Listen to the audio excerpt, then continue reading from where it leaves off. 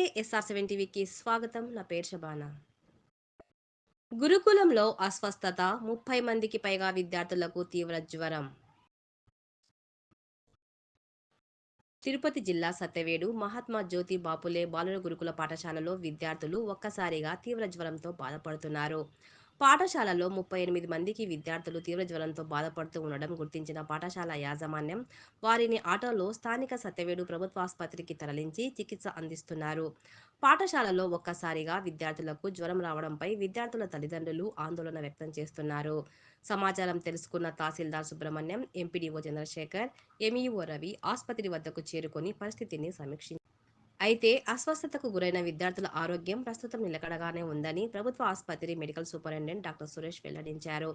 ఇందులో విద్యార్థికి తీవ్ర జ్వరంతో ఉండడంతో తిరుపతి రుయాకు రిఫర్ చేసినట్లు ఆయన వివరించారు.